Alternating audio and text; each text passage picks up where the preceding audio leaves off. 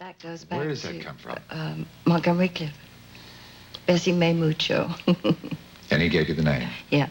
Was there ever a time when you weren't famous? I mean, can you remember a time? Well, I've been sort of famous since I was 9.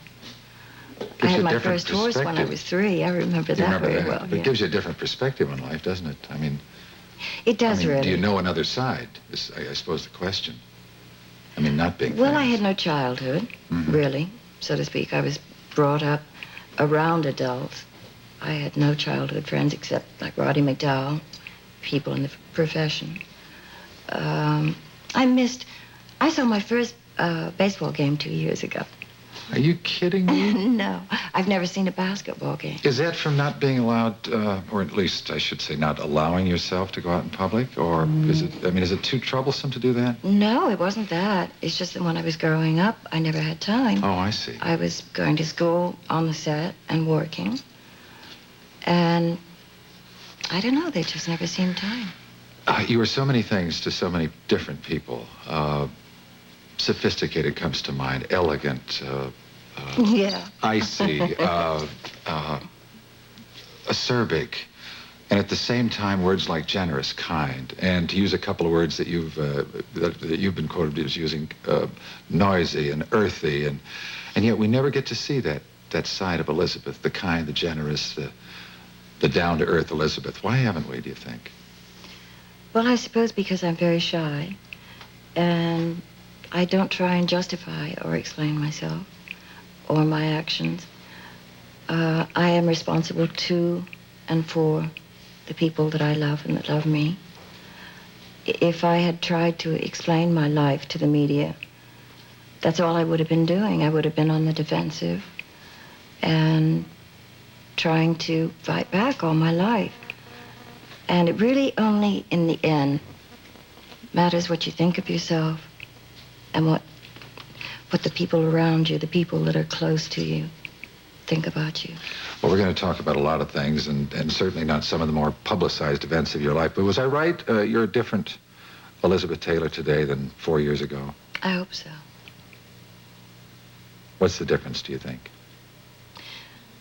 I think I've grown up a lot in the last 4 years. I'm certainly more introspective. I've learned more about myself, and in doing so, I've learned much more about other people. I've always been terribly shy, and I used to drink thinking that drinking would help my shyness.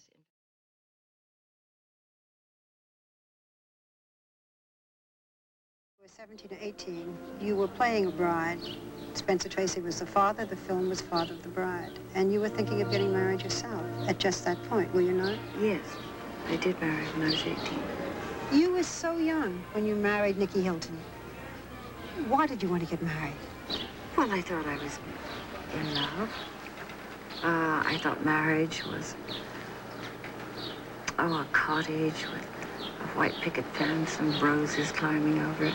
I was unprepared for that world out there. I'd been so sheltered and protected by my family, the studio.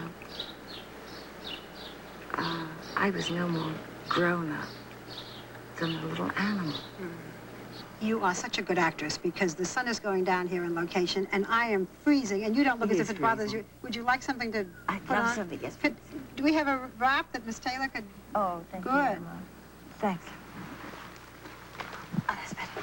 While we're going over the years, a memorable film, a very special one, I would think for you, A Place in the Sun. Oh, yeah. I guess that's probably the most memorable because it's, I think the first time I even considered acting.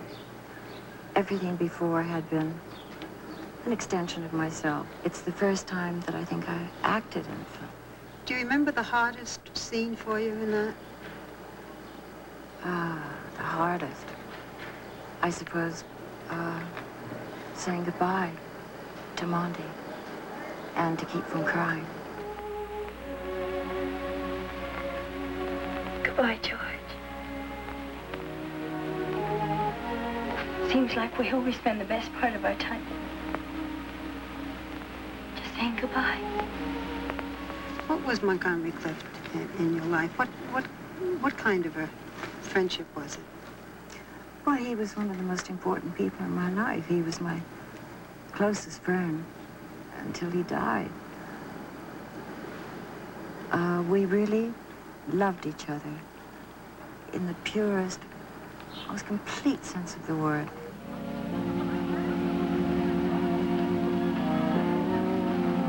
This is nice. I don't want to spoil it. You better tell me. I love you. I've loved you since the first moment I saw you. After A Place in the Sun, another film that was, it was a giant film. It was called Giant.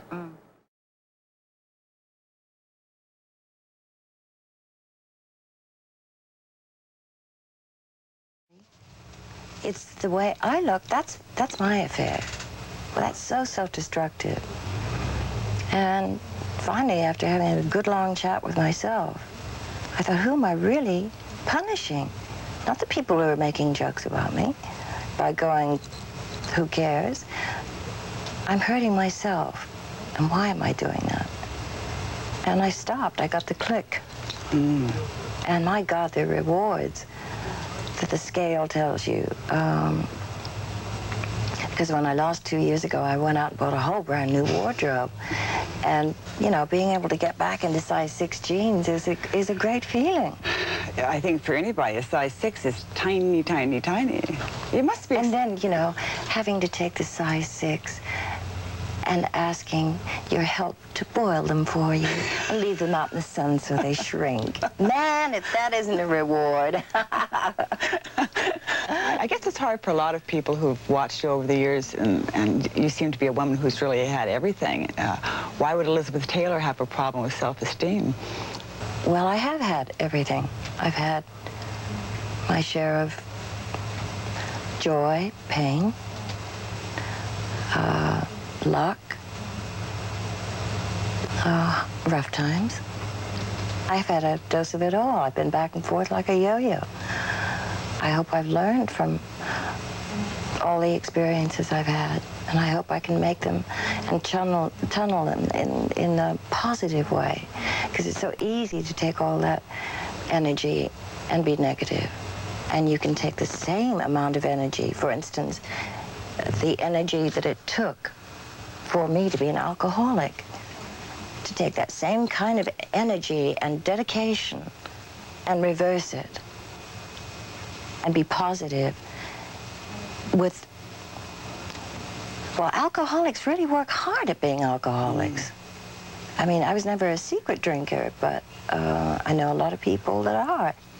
It's now been almost 3 years, or going on 3 years, since you indeed were at the Betty Ford Center, where you successfully gave up an addiction to prescription drugs and to alcohol. What do you think you've learned about yourself that you didn't know before since you've changed your life? I'm much more secure with myself than I was before. I used to drink because I thought it helped my shyness. It didn't. It only accentuated it, as alcohol does. I found that I don't have to worry about, oh, God, what did I say last night? Or what am I going to say in a second?